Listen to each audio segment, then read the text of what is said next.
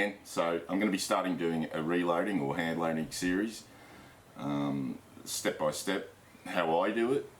Hopefully it may be a learning experience, I hope so, because I'll get some feedback telling me whether I'm doing the right thing, doing the wrong thing. No, it's easier to do it this way, because I'm still learning. I haven't been doing it for decades, I haven't been doing it for that long. But I do a lot of research, mostly on YouTube. It's really, unless you go and, at a gun club and they have a reloading or hand loading course. A lot of them do. A lot of the SSAA clubs do. The Sporting Shooters Association of Australia clubs do. But most of my research has been either mostly from YouTube, or one gentleman, what's his YouTube name? Practical Not Tactical, a very nice guy. Have a look at his YouTube channel, Practical Not Tactical. He actually showed me how he reloaded 310 Cadet, because some calibers are really, really weird, or not weird, but just really hard to reload. You need particular components, and some components aren't always appropriate, even though they're meant to be. But anyway, that's going off on a tangent. So what I'm going to start off with is the other reason I'm doing it is just satisfaction. It's giving you something to watch, giving me something to do on YouTube, which I like. So first off, and some calibers. So I'm going to be doing in particular. I'm picking one caliber that's a real bit of a pain, and that is 17 Hornet. Unless you really, really want to get into shooting 17 Hornet, I won't say stay away from it, but it's going to present you with challenges. Let's just say that. So the first thing you do, essentially, is you're going to get your brass, right? So I'm going to be going through with once fired brass, but I'll also show you some new brass. Now, there's brass and there's brass.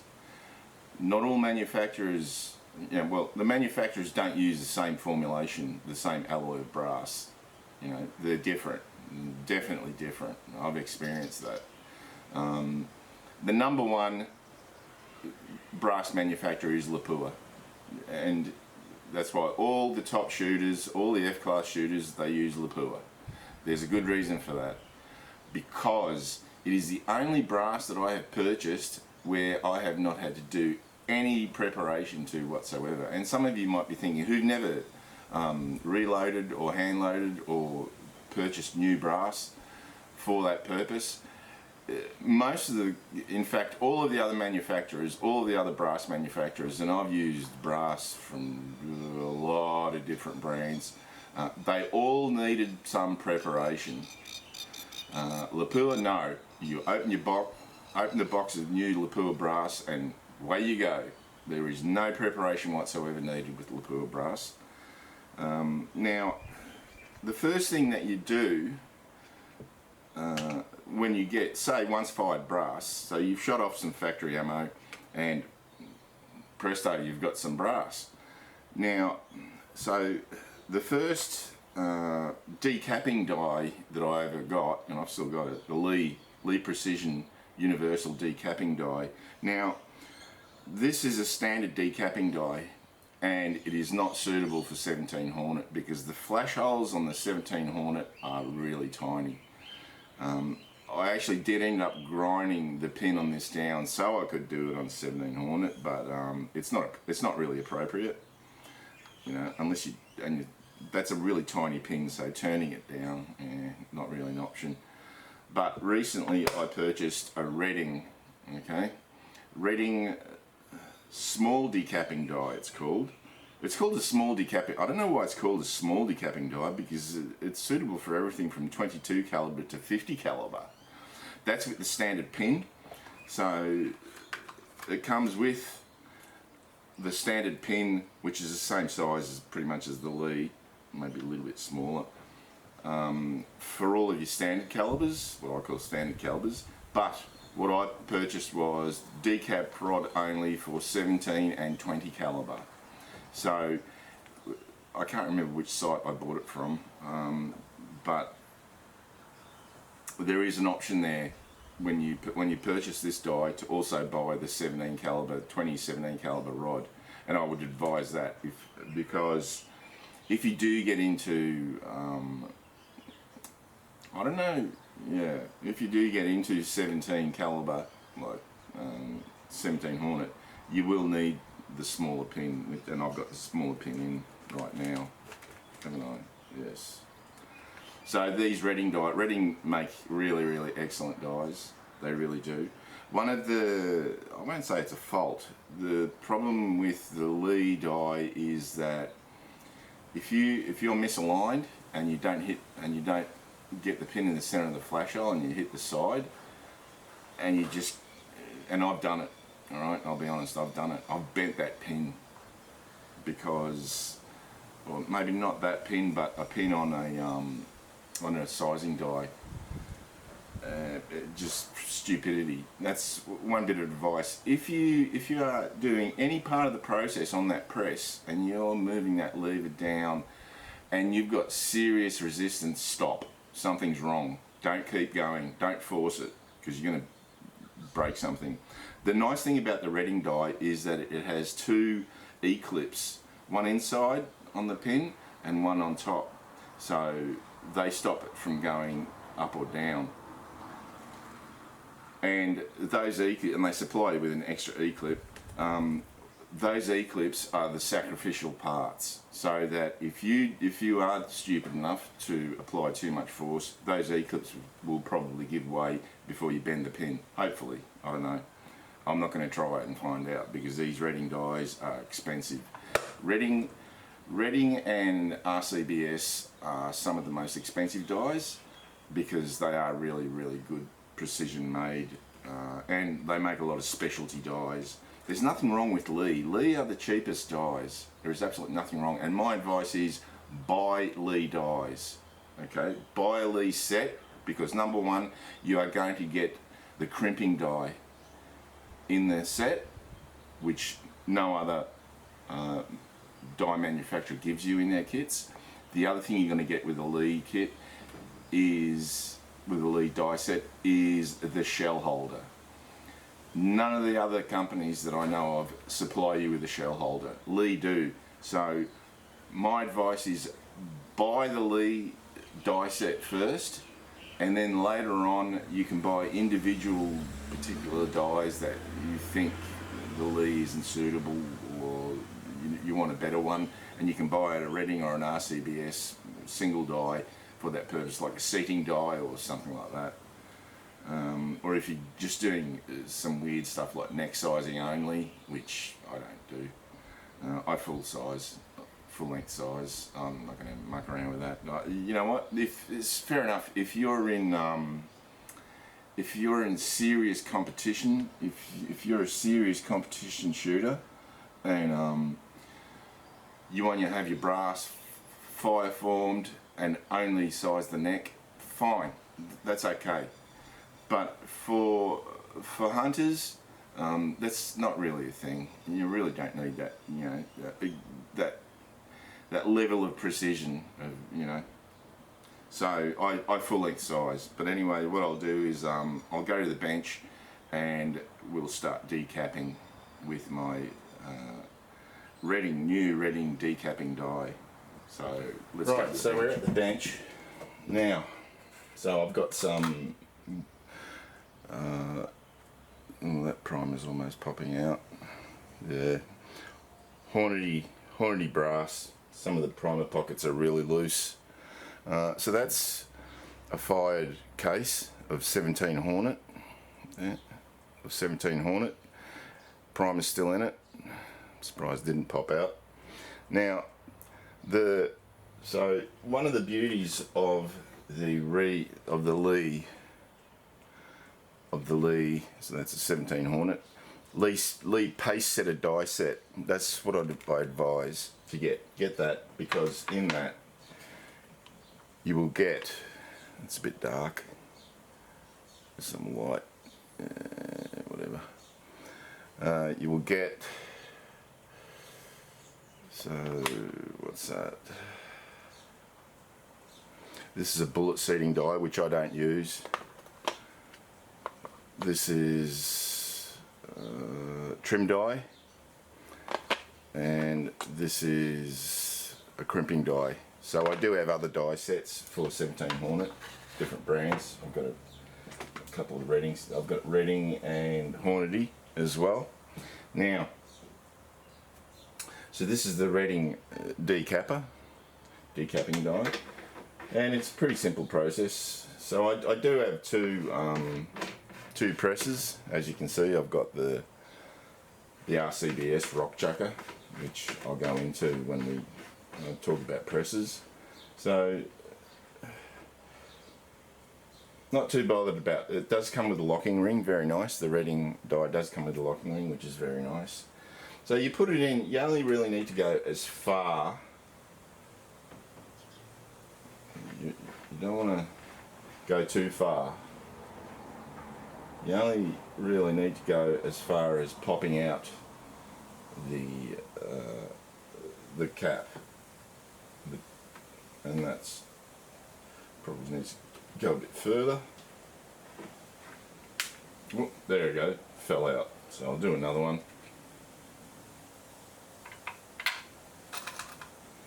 And the primer on that one is also hanging out. So you only need the length of the actual pin, the thin bit, is quite long, so it's pretty hard to bottom it out. And there we go again. So where is it? The primer's out now, and then you're ready to go on to the next process. My advice is, for beginners, my advice is get the Lee, I think it's the Challenger reloading kit, which you get a press, and you get you also get the trim tool in that kit, and then all you have to do is buy these things, which are the trim dies. So for each caliber, this suits each caliber, and then you've got a trim tool, and I'll show you when I do the trimming what that's about, because you can spend a lot of money on trimming equipment, and the Lee setup is pretty good. So that's decapping. It's as simple as that. Just chuck it in there. Out she goes. You heard that. Just fell on the floor. So I don't have the appropriate device to stop it from falling on the floor. Now once I've finished with the die, what I'll do is I'll clean it, and like clean it right out. I'll clean it using, where are they? Hang on a minute. So these brushes, you can buy it from any cheap store, and I will actually use brake cleaner and in and out with that, whichever size is appropriate, until it's completely clear of any residue, oil or sizing wax or anything like that. So once I've cleaned it, I'll smother it in oil and then put it away in its case. It's really important to keep your dies clean. So we'll go back to my desk, and we'll talk a little bit more. Alright, I'm back. So hopefully there was enough light to see what I was doing there. So I'll go through some of the equipment that I think is necessary. Well, it's not necessary, but it makes life a lot easier. First things first, trays, okay? Tiled your cases. You really do need something like this. I mean, you can get a piece of wood and just drill holes in it, alright? Yeah, easy enough. But heaps of people make these. This is an MTM. I've got 3 of these, and that just holds your cases for when you're doing whatever. Especially needed when you're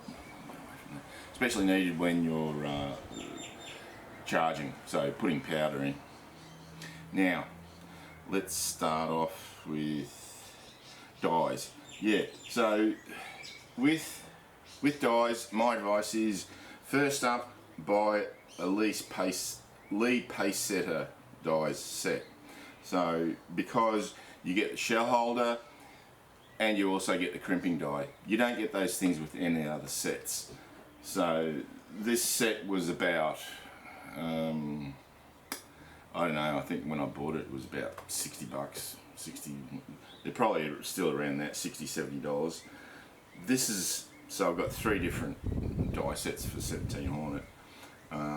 This is a Reading die set. It's $195.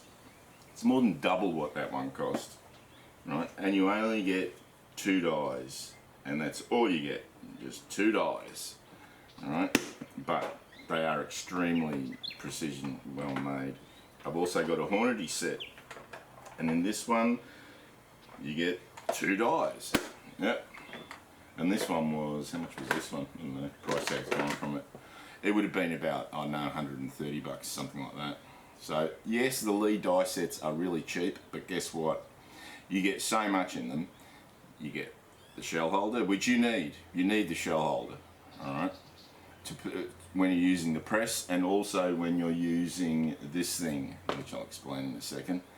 So get the Lee set, and then later on get other die sets or individual dies like this Reading decapping die, which if you're doing 17 Hornet, you do need that smaller pin.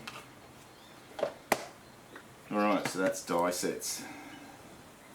And what's this one? This is a Lee decapping die, which I will no longer be using. But there it is there for emergencies. Now, so after you've decapped, what I do straight away is clean the brass, and I do that in a wet tumbler. There's various ways of doing it. You can, I mean, I've got an ultrasonic cleaner, a big one, right? So I can do a lot of brass in that. It doesn't do as good a job, not even close. I've had a dry tumbler, you know, with that corncob meaty or whatever it is, shit, and it's just a shaker. No, it doesn't do anywhere near as good. Again, my advice is do the wet tumbling. If you're going to get seriously into reloading or hand loading and reusing brass, get a wet tumbler. There's various brands, there's various price ranges, but get yourself a wet tumbler. It's the best by far. I've tried everything, you know, I've tried every technique. It's the best, and it's really cheap to operate. It's not that expensive. Don't bother buying the whiz bang their own solution, cleaning solution. That's a load of bullshit. When I go into show the wet tumbling, which is the next episode, I will show you exactly the formula that I use, which is really basics. Just dishwashing liquid and cream of tartar. I'll show you, which is tartaric acid, I think. Now, what else do I think that you need? Now, with the Lee Challenger, I think it's the Lee Challenger, whatever, reloading kit, really cheap. They're like 300 bucks. You get a lot of things in it. You do get a powder funnel. Now, my advice is, and this is a RCBS or Reading. What is it? This is an RCBS powder funnel. Don't use these funnels. Invest in a Frankfurt Arsenal Reloading Tools powder funnel kit. So what you get is you've got the funnel, and then a whole bunch of O-rings and an extension tube, which I don't use any of those things. What you get is the suitable mouths for everything from 17 caliber to 50 caliber. Okay, because the 17 caliber the 17 Hornet, it's a tiny mouth, and these other funnels are too big for it, and you end up screwing up and getting powder everywhere. So this is specific. This mouth is specifically, or nozzle, whatever, is specifically designed for 17 caliber projectiles cases. So you just, whoops, sorry, dropped out. There we go. You're supposed to use an O-ring with it, but it's quite stiff. It doesn't want to fall out, so I don't bother using the O-ring. And so that's specifically designed, that bit, for 17 caliber necks. So if you're going to go into weird ass calibers like 17 Hornet, my advice is get one of these. Even if you're not, get one of these anyway. If you're only ever going to reload one caliber, yeah, no biggie. But get yourself one of these Frankfurt Arsenal funnel kits, because they'll last your lifetime. And this one costs, I don't know what it costs now, but it cost $55 when I bought it. It's one of the best investments. Again, one of the best investments that I've made. Get yourself a Lee die set and get yourself the Frankfurt Arsenal funnel kit. Now, within the Lee reloading Challenger, whatever it is, reloading kit, you also get this thing, which is a trimming tool. So when you buy the Lee or whichever die set, to use this trimming tool that comes with the reloading kit, you're going to need to buy the specific caliber trim die. So, and they're not much. They're like $20 or something, 20, 30, I don't know, something like that. They're not much, and that will facilitate trimming cases, because cases do stretch. They do get longer. Yeah, believe it or not, they do. The other thing that I advise in investing in is a bullet puller. So this is a hammer type bullet puller. So what you do is, now with this type, there's a few different brands that make pretty much exactly the same thing. What I do is there's this weird ass 3-piece sort of thing that holds the head of the case, and the head is actually at the bottom of the case where the rim is. And so, I remember when I was doing that for ages. There's like 3 different sizes that you can use for various calibers that grip the case and stop it from going down when you're hammering. And then I saw someone using, I think it might have been Eric Cortina. I get a lot of information from Eric Cortina. He's got really, really good information. Just go on his channel, Eric, E-R-I-K, Cortina, C-O-R-T-I-N-A. He's a world-class shooter, and I think he has been world champion, if I'm not wrong. What you do is you get when you buy your Lee die set, which I hope you will, you'll get the shell holder, or if you buy a different brand and then you have to buy the shell holder separately, you just slip the shell holder over the case, drop it in there, put this on, and then away you go. It's just that simple. And I'll show you when I do bullet pulling. I'll do a bullet pulling demo. Now, as far as when you are sizing your cases, because what happens is when the cartridge goes off, bang, everything expands. All right. The brass, with straight wall cases, the brass doesn't really stretch. Straight wall cases, yeah, a lot easier to deal with. But if you get a bottleneck case, which most calibers are bottlenecks, the cases do stretch, and you have to resize, and you need to use a lube, otherwise the case will get stuck in the press, or in the die. And that's happened to me as well. Just try and think of every reloading mistake that you can, or hand loading mistake that you can, and I've done it. Quite literally. I'm not joking. I'm not boasting, but some things you just learn the hard way. And one of the things that I learned the hard way is, if you do buy the Lee set, the Lee reloading kit, They do give you a sachet of sizing wax. Throw that away. That is rubbish. I'm sorry, Lee. You know, Lee. I love Lee products, Lee Precision products, but that sizing wax is just garbage. It dries out. Like, quite literally, it dries out. Other lubes don't dry out. Yeah, they do get sort of a little bit harder and whatnot. But I don't know what the Lee wax is made of, but it's rubbish. It dries into something like plaster of Paris. Not good. And then if you leave it in there and forget about it, and then go to use the dye and it's full of that crap hard, it's really, really hard to clean out. So my advice is use Imperial, and this is made by Reading. Imperial sizing dye wax. I know for a fact that the top shooters use this. Eric Cortini uses it. A lot of professional, you know, precision shooters use this, and precision shooters in general. It only comes, like, that's only a tiny little case, right? That cost me $25. It's probably more now. But it lasts you a very, very, very long time. I'm talking years. I'm not joking. Unless you're processing, you know, thousands and thousands and thousands of cases every year. This will last you, you know, at least a couple of years, at least. And this is the best stuff. I've tried other stuff. I've tried my homemade concoctions. I've tried, you name it. And as far as how good it works and the price, you cannot beat this. Don't use anything else. Use Imperial sizing wax. It's the best.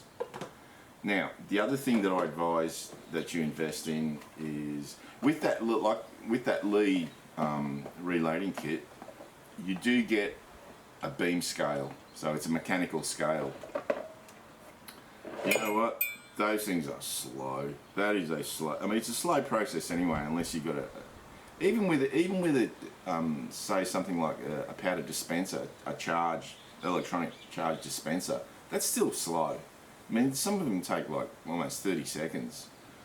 You know, and I can weigh powder quicker than that just with this process. Now, there's a lot of electronic scales in the market, and I've happened upon this one. It's not the cheapest, of course it's Chinese, everything's made in China, but this is called Electronic Digital SCSLE, whatever that stands for.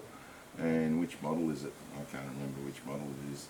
And it's got grains, ounces, OST, whatever that is, DWT, whatever that is, CTT, and grains. So it has, you can weigh in different, what's it called, metrics, whatever. So this one, I have to say, I've got some powder residue in there. This one, I have to say, has been very, very good. I've had it for a couple of years now, and it's just battery operated, a couple of AAAs. It comes with a 50 gram test weight, and that's not the dish, the pan that it comes with. That's a pan from another. I can't remember where I got that pan from. This won't work because no batteries in it. This little one, so if you can see, if you find something that looks like that on the internet, that's the one to get. It's probably about $50 now. What's it say? Item number MH-03B.